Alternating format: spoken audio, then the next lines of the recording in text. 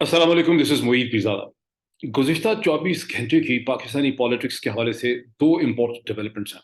तो की डेवलपमेंट्स हैं, डेवलपमेंट्स तो बहुत से हैं।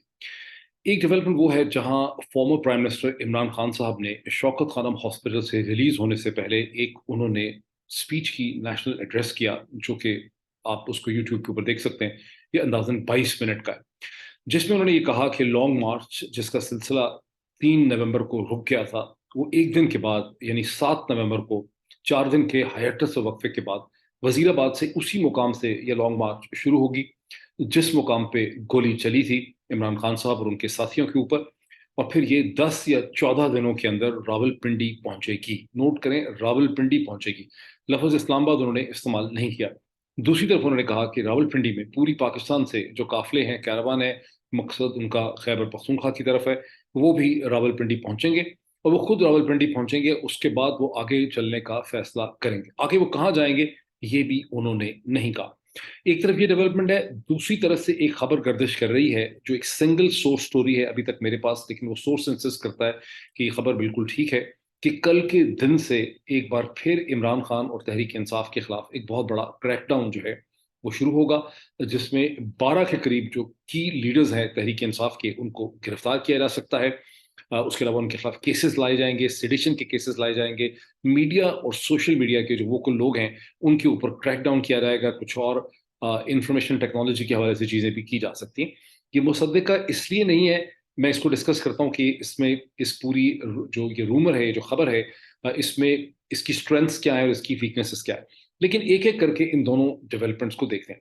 सबसे पहले तो इमरान खान साहब ने जो स्पीच की है 22 मिनट की, शौकत खानम मेमोरियल हॉस्पिटल से रिलीज होने से पहले, मैं समझता हूँ गुज़िश्ता कई दिनों के अंदर ये उनकी सबसे अच्छी तकरीर थी। ये बड़ी ताकतवर तकरीर थी, पावरफुल स्पीच थी, बड़ी लॉजिकल थी। बिकॉज इमरान खान साहब कई दफा, चूंकि वो रोज ही बोलते हैं, जब वो इससे एक दिन पहले भी उन्होंने हॉस्पिटल से एक स्पीच की थी जो 1 घंटे से ज्यादा तवालत की थी, जिसमें उन्होंने एक दफा फिर अमेरिका का, डोनाल्ड लू का, साइफर का, साजिश का, इन तमाम चीजों का जिक्र किया। यानी उन चीजों का जिक्र किया जिन्हें वो सैकड़ों दफा दोहरा चुके हैं। जब वो उस किस्म की स्पीच करते हैं तो उसमें लॉजिकल झोल आ जाता है और उसपे माइंड इंट्रीग नहीं होता, माइंड जो है वो फोकस नहीं कर पाता, स्टिमुलेट नहीं होता। लेकिन ये जो स्पीच थी, ये बड़ी माइंड स्टिमुलेटिंग 22 मिनट की स्पीच थी। ऐसा लगता था कि 2.5 मिनट की स्पीच है। और उसकी वजह यह है कि इसके अंदर उनकी लॉजिकल जो थ्रेड थी वो बड़ी स्ट्रांग थी। सबसे पहले उन्होंने कहा कि लॉन्ग मार्च रिज्यूम होगी, और यूं वो तमाम जो एनालिसिस पीएमएलएन के हुकूमत के सोर्सेज की तरफ से दिया जा रहा था, डॉन अखबार में लिखे हुए जो ऑपेड पीसेस थे, जिसका एक दिन पहले मैंने जिक्र किया कि कैसे इमरान खान ने ये अपनी लॉन्ग मार्च के ऊपर खुद हमला इसलिए करवाया कि लॉन्ग मार्च थक गई थी, उसका कोई इम्पैक्ट नहीं था। और इमरान खान अब ये चाह रहे थे, मतलब एक बाकायदा एक बड़ा जबरदस्त ऑपेड पीस मैंने पढ़ा एक फॉर्मर एडिटर साहब का, जिन्होंने इस तरह की इंडिकेशन दी है कि अब लॉन्ग मार्च कई हफ्तों महीनों तक रिज्यूम नहीं हो सकेगी। और गालिबन इमरान खान की अपनी मर्जी भी थी, और इस तरह से इनफैक्ट ये एक कॉन्स्पिरेसी थ्योरी कह लें कि साबित करने की कोशिश की जाती है कि इमरान खान पे जो कातलाना हमला हुआ, दर हकीकत इमरान खान या उनके साथियों ने वो खुद करवाया लॉन्ग मार्च को एक सेफ एग्जिट देने के लिए, क्योंकि लॉन्ग मार्च अब प्रोग्रेस नहीं कर रही थी। तो इमरान खान ने लॉन्ग मार्च की रिजम्पशन की बात करके फ्रॉम 7 नवंबर उन तमाम अफवाहों को और उन बेकार किस्म के जो एनालिसिस थे उनका गला घोंट दिया है, उनको तबाह और बर्बाद करके रख दिया है। अब दूसरी बात है कि लॉन्ग मार्च उन्होंने कहा कि ये 10 से 14 दिन चलेगी, जो बहुत बड़ा चैलेंज होगा पीटीआई की लीडरशिप का। बिकॉज पीटीआई की लीडरशिप जो है वो लोगों को अट्रैक्ट करती है इमरान खान की प्रेजेंस से। इमरान खान की प्रेजेंस नहीं होगी, ताहम उन्होंने कहा कि हर दिन वो इसी जगह से, यानी अब वो जो कि हॉस्पिटल से डिस्चार्ज हो गए हैं, तो लाहौर के अंदर से वो एक टेलीवाइज मैसेज, ये तकरीर करेंगे। तो हर दिन कम से कम एक तकरीर वो करेंगे लोगों को गरमाने के लिए। और यूं 10 से 14 दिन में ये लॉन्ग मार्च रावलपिंडी पहुंचेगी। और दूसरी तरफ से खैबर पख्तूनख्वा से, आज़ाद कश्मीर से, गिलगित बल्तिस्तान से भी लोग पहुंचेंगे। उसके बाद फिर कहाँ जाना है, इमरान खान साहब वहां फ्लाई करके पहुंचेंगे, हेलीकॉप्टर से या जहाज से। और उसके बाद फैसला किया जाएगा कि उन्होंने कहाँ जाना है। लेकिन ये तकरीर में उन्होंने सिर्फ ये नहीं कहा लॉन्ग मार्च के हवाले से, तकरीर में उन्होंने दो तीन और बातें की जो बड़ी लॉजिकल थी। पहली तो उन्होंने ये बात की कि उन्होंने कहा कि मैं वेलकम करता हूँ प्राइम मिनिस्टर शहबाज शरीफ साहब ने जो सुप्रीम कोर्ट से जुडिशियल कमीशन बनाने का कहा है इमरान खान पे कातिलाना हमले के हवाले से। लेकिन ये जुडिशियल कमीशन क्या कर पाएगा? बहुत ही पोलाइट लैंग्वेज के अंदर उन्होंने एक से ज़्यादा दफ़ा कहा कि मैं इसको वेलकम करता हूँ, लेकिन उन्होंने बहुत ही पोलाइट और बहुत नरम लहजे में, बहुत लॉजिकल तरीके से क्वेश्चन रेज़ किया कि जुडिशियल कमीशन की मदद करनी है हुकूमत के इन्वेस्टिगेटिंग इदारों ने, यानी एफआईए ने, पुलिस ने, तो क्या ये इन्वेस्टिगेट कर पाएँगे जब वो तमाम लोग जिनके ये इदारे मातहत हैं, यानी प्राइम मिनिस्टर शहबाज शरीफ, राना सनाउल्लाह जो एफआईए के डायरेक्ट मिनिस्टर इंचार्ज हैं, और जो जनरल साहब हैं, जनरल फैसल नसीर, जब तक ये लोगों को आप हटाएँगे नहीं, इनको रिज़ाइन नहीं करवाएँगे, अपनी पोज़ीशन से नहीं हटाएँगे, भला कोई जुडिशियल कमीशन कैसे कोई लॉजिकल, रैशनल या मीनिंगफुल इंक्वायरी या इन्वेस्टिगेशन जो है वो कर सकेगा? तो उन्होंने एक बार फिर डिमांड किया कि इनको रिज़ाइन करना चाहिए। फिर उन्होंने वो आए डीजी आईएसपीआर की तरफ। उन्होंने कहा कि डीजी आईएसपीआर का मैंने ये स्टेटमेंट देखी है कि चूँकि मैंने एक फ़ौज के अफ़सर के ऊपर इल्ज़ाम लगाया है, इसलिए वो समझते हैं कि मेरी पूरी फ़ौज के ऊपर इल्ज़ाम लगाया। उन्होंने डीजी आईएसपीआर की इस लॉजिक को उन्होंने क्वेश्चन किया। उन्होंने कहा कि इसका क्या मतलब है कि फ़ौजी अफ़सर को अगर तहरीक-ए-इंसाफ़ के किसी एक शख़्स के ऊपर या किसी इदारे के किसी एक शख़्स के ऊपर इल्ज़ाम लग जाए किसी भी चीज़ का, तो क्या फिर वो इल्ज़ाम पूरे इदारे के ऊपर लगता है? ये किस किस्म की लॉजिक है? ये किस किस्म की मंतिक है? फिर उन्होंने उसमें एग्ज़ाम्पल दी कि क्या फ़ौज अपने अफ़सरान का कोर्ट मार्शल नहीं करती? एक दिन पहले उन्होंने ये एग्ज़ाम्पल भी दी थी कि एक ब्रिगेडियर एक जनरल साहब जो हैं, उनका खुद जनरल कमर जावेद बाजवा साहब ने कोर्ट मार्शल किया जब उनके ऊपर इल्ज़ामात थे जासूसी के। तो अगर एक फ़ौज के अफ़सर के ऊपर कोर्ट मार्शल होता है, डिसिप्लिनरी प्रोसीडिंग होती है, उसे बरतरफ किया जाता है, सैक किया जाता है, सज़ा दी जाती है, तो इस प्रोसेस ऑफ अकाउंटेबिलिटी से तो फ़ौज मज़बूत होती है, ज़्यादा ताकतवर बनती है, वो कमज़ोर तो हरगिज़ नहीं होती है, ना वो कंट्रोवर्शियल बनती है। और माज़ी में हम जानते हैं कि इसी चीज़ को जब फ़ौज ने अपने अफ़सरान की डिसिप्लिनरी प्रोसीडिंग्स की, उनका कोर्ट मार्शल किया, तो इसे अफ़वाज पाकिस्तान की स्ट्रेंथ के तौर पर प्रेज़ेंट किया। यहाँ ग़ालिबन प्रॉब्लम ये है कि डीजी आईएसपीआर ये कहना चाह रहे हैं कि फ़ौज के अफ़सरान जो हैं, वो सिर्फ़ और सिर्फ़ मिलिट्री लॉ के पाबंद हैं। वो पाकिस्तान का आईन, कानून और जो नेशनल जो लॉज़ हैं और कॉन्स्टिट्यूशन है, उसके मातहत काम नहीं करते। कम से कम मतलब इसका ये निकलता है, और ये एक ख़ासा डिस्टर्बिंग मतलब निकलता है, और यही वो लॉजिकल डिफेक्ट और डेफ़िसिट है जिसको इमरान खान साहब ने चैलेंज किया है। मुझे ऐसा लगने लग गया है कि पाकिस्तान की 70 बरस की तारीख़ में किसी सियासी लीडर ने पाकिस्तान की मिलिट्री एस्टेब्लिशमेंट की जो नैरेटिव के अंदर लॉजिकल फ्लॉज़ हैं, उनको इस तरह से इतनी आसान, सहल और पोलाइट लैंग्वेज के अंदर चैलेंज किया ही नहीं है। लोगों ने मिलिट्री एस्टेब्लिशमेंट के खिलाफ रेटरिक बड़ा इस्तेमाल किया है, गाली-गलौच किया है, सख्त अल्फाज इस्तेमाल किए हैं, लेकिन उन्होंने कभी लॉजिक और मंतिक से मिलिट्री एस्टेब्लिशमेंट के जो प्रिडोमिनेंट नैरेटिव है उसे क्वेश्चन नहीं किया। और यही वजह है कि मिलिट्री एस्टेब्लिशमेंट में इमरान खान साहब के हवाले से शदीद किस्म के जज़्बात कम से कम टॉप लीडरशिप में जो है वो पाए जाते हैं। लेकिन इमरान खान साहब की स्पीच में 2-3 मुतालबे उन्होंने और भी किए। उन्होंने कहा कि हम जुडिशियल कमीशन डिमांड करते हैं अरशद शरीफ, शहीद अरशद शरीफ के हवाले से, क्योंकि हम जानते हैं कि अरशद शरीफ को किनसे खतरा था। अरशद शरीफ की माँ जानती है कि उससे किससे खतरा था। अरशद शरीफ के दोस्त जानते हैं, और ये बिल्कुल हकीकत है, अरशद शरीफ के तमाम करीबी दोस्त ये जानते हैं कि अरशद शरीफ आखिरी वक़्त तक किसके हमले से खौफ़ज़दा थे। मारने वाले, गोली चलाने वाले तो महज़ टूल्स हैं, मर्सनरीज़ हैं। ज़ाहिर है कीनिया के अंदर कोई उनके आबाई दुश्मन तो एक्ज़िस्ट करते नहीं थे, ना वहाँ उनका कोई लेना-देना था। तो कीनिया में उनके मर्डर का ताल्लुक सिर्फ़ और सिर्फ़ पाकिस्तान की सियासत, यहाँ के पॉलिटिकल डायनामिक्स से है। तो ये भी उन्होंने मुतालबा किया। फिर उन्होंने ये भी मुतालबा किया कि आज़म सवाती साहब के हवाले से सुप्रीम कोर्ट को इसका नोटिस लेना चाहिए, और उन्होंने ये भी कहा कि आज़म सवाती साहब आज या कल से सुप्रीम कोर्ट के सामने धरना देने लगे हैं, ग़ालिबन पीटीआई के और सेनेटर्स के साथ, ये मेंबर रिप्रेजेंटेटिव्स के साथ, और ये सुप्रीम कोर्ट ऑफ पाकिस्तान के लिए बहुत बड़ा चैलेंज होगा। ये और बात है कि चेयरमैन सेनेट जो हैं, उन्होंने एक इंक्वायरी इसमें बिठाई है, लेकिन वहाँ पर भी जैसे कि सिरिल अल्मीडा ने अपने ट्वीट के अंदर इस चीज़ के ऊपर में क्वेश्चन रेज़ किया है कि जो 14 सेनेटर्स को इस इंक्वायरी कमेटी का मेंबर बनाया गया है, उनमें से सिर्फ एक का ताल्लुक पीटीआई पाकिस्तान तहरीक-ए-इंसाफ से है। इन अदर वर्ड्स, ये इंक्वायरी को शुरू से ही एक बायस्ड किस्म का स्ट्रक्चर जो है, वो दे दिया गया है। खुद सुप्रीम कोर्ट की सूरत हाल ये है कि कल से सेनेटर आज़म सवाती की प्रेस कॉन्फ्रेंस के बाद सुप्रीम कोर्ट ने भी अपनी एक क्लैरिफिकेशन जो है रजिस्ट्रार सुप्रीम कोर्ट की तरफ से दी गई है कि आज़म सवाती साहब जो कहते हैं कि मैं सुप्रीम कोर्ट क्वेटा की रजिस्ट्री के रेस्ट हाउस या गेस्ट हाउस में ठहरा था, ये बात गलत है। वो वहाँ नहीं ठहरे थे, वो जुडिशियल एकेडमी के रेस्ट हाउस में ठहरे थे।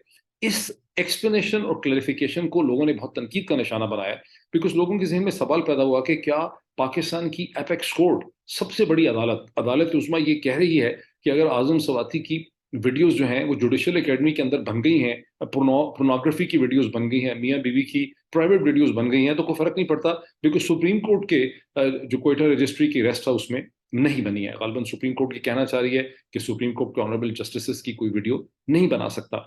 लेकिन जो लॉजिकल डिफेक्ट है सुप्रीम कोर्ट के आर्गुमेंट का, वो भी बड़ा वाजे हो रहा है, बिकॉज सुप्रीम कोर्ट की ये जिम्मेदारी है कि जितना बड़ा इल्जाम लग चुका है सेनेटर आजम सवाती की तरफ से, जो उन्होंने कल रोते रोते लगाया है, उस पर सुप्रीम कोर्ट को इन्वेस्टिगेशन करना चाहिए और एक जुडिशियल कमीशन बिठाना चाहिए, जो अभी तक सुप्रीम कोर्ट ने नहीं बिठाया।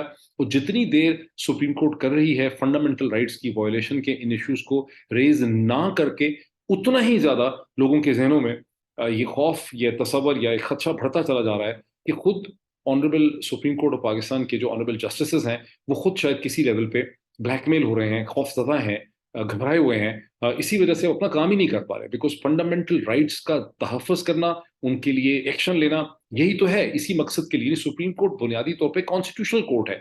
सुप्रीम कोर्ट कत्ल के मुकदमात के लिए बनी ही नहीं है। सुप्रीम कोर्ट तो बनी ही इसलिए है कि जहां कॉन्स्टिट्यूशनल राइट्स की वायोलेशन हो, वहां सुप्रीम कोर्ट उसका नोटिस ले। बाज़ मुल्कों में सुप्रीम कोर्ट को कहा भी कॉन्स्टिट्यूशनल कोर्ट कहा जाता है, जैसे कि फॉर इंस्टेंस टर्की के अंदर जो सुप्रीम कोर्ट है उसे कॉन्स्टिट्यूशनल कोर्ट कहा जाता है। तो ये मतलब सिचुएशन है। आजम सवाती साहब के हवाले से एक पॉइंट और मैं क्लियर कर दूं, तो थोड़ा सा, यानी जहां ये कहा गया कि इमरान खान ने अपने आप को खुद गोली मार ली है, हालांकि इमरान खान की टिबिया जो है वो फ्रैक्चर हो गई है। मैंने बाज बैलिस्टिक एक्सपर्ट जो यानी गन्स और वेपन्स के एक्सपर्ट्स हैं, मैंने उनसे ये पूछा भी। मैंने उनसे पूछा कि क्या ऐसा हो सकता था कि ये एक तरह का वार्निंग शॉट होता, यानी मारने वाला सिर्फ ये चाहता था कि गोलियां जो हैं वो टांगों पे लगें, उसका मकसद कत्ल करना नहीं था। तो मुझे जो एक्सपर्ट्स हैं उन्होंने ये बताया कि ऐसा बिल्कुल मुमकिन नहीं था, बिकॉज जब एक ऑटोमेटिक वेपन का फायर होता है तो फिर ये चीज़ बड़ी मुश्किल है कि आप ये कहें कि नहीं इससे नुकसान ना हो, इससे कत्ल ना हो, इससे इससे इससे सिर्फ एक मामूली किस्म का नुकसान पहुंचे। ये कोई टारगेटेड स्नाइपर फायर तो था नहीं जो किसी ने लेंस वाली गन के साथ किया हो। अब इसमें से जो चीज़ समझ आती है कि इमरान खान जिंदा बच गए हैं, ये स्क्रिप्ट नहीं था। इमरान खान को तो स्क्रिप्ट के हिसाब से मरना था, कत्ल होना था, खुदा ना खास्ता। जैसा कि वो जो one of the would be assassin ने अपनी जब स्टेटमेंट दी, मिस्टर नवीद बिन नवीद वल्द वल्द बशीर जो है, उसने अपनी स्टेटमेंट में क्या कहा? उसने कहा मैंने इमरान खान को इसलिए मार दिया है। फिर उसने अपने आप को थोड़ा सा करेक्ट किया कि पूरी कोशिश की है मारने की, लेकिन मकसद ये था कि उसने चूंकि रटा लगाया हुआ था गुज़िश्ता कई दिनों से अपनी स्टेटमेंट का, तो उसमें वही वो कह बैठा बेचारा, जो कि रटा उसने लगाया हुआ था, वो यानी इम्प्रोवाइज नहीं कर पा रहा था अपनी स्टेटमेंट को। लेकिन जो हमें चीज समझ आती है वो ये है कि प्लान तो पूरा था। वो जो हम सुनते हैं कि इंसान कोशिश करता है, होता वही है जो मंजूर खुदा होता है, मैन प्रोपोजेस गॉड डिस्पोजेस। यानी प्लान और स्क्रिप्ट तो यही था कि इमरान खान ने मर जाना है, और इमरान खान के मरने के बाद तहरीक इंसाफ लीडरलेस हो जाएगी। ये जो लॉन्ग मार्च है ये दम तोड़ जाएगी। बचे कुचे जो लीडर होंगे उनको गिरफ्तार कर लिया जाएगा, उनके खिलाफ केसेस बन जाएंगे, माफिया मांगते फिरेंगे, सेडिशन, ट्रीजन और थिंग्स लाइक दिस। बहुत से और जो कमेंटेटर्स हैं उनको भी गिरफ्तार कर लिया जाएगा, सोशल मीडिया पे क्रैकडाउन हो जाएगा। कुछ इस किस्म का प्लान जो है वो लगता था कि यहाँ पे है। लेकिन वो प्लान में रखना इसलिए पड़ गया है कि इमरान खान बच गए हैं, यानी मैन प्रोपोजेस गॉड डिस्पोजेस, तो वही शख्स जिसको मारना था वो बच गया है। वो बहुत लॉजिकल तरीके से पूरे के पूरे निज़ाम का जो है हिसाब किताब कर रहा है।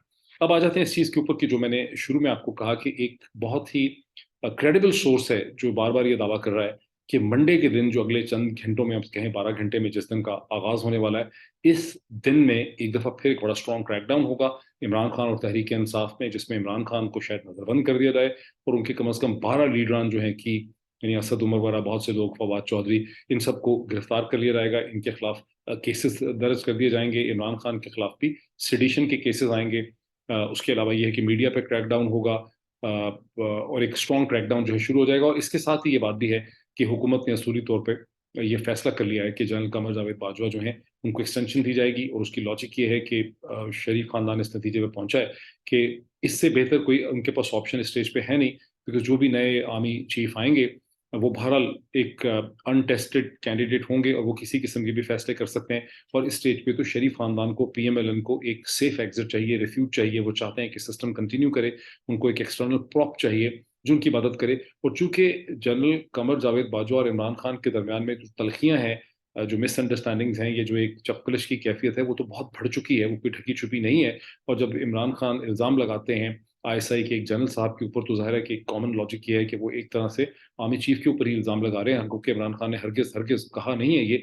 लेकिन लॉजिक ये है कि ज़ाहिर है कि एक डीजीसी जो हैं, वो आज़ादाना तौर पर इंडिपेंडेंट फैसले तो नहीं कर सकते, और वो एक तरह से उस तरफ इल्ज़ाम लगा रहे हैं। ये लॉजिक है पीएमएलएन की, और इस नतीजे में समझते हैं कि जनरल कमर जावेद बाजवा अगर कंटिन्यू करें, तो ये बेस्ट पॉसिबल ऑप्शन है।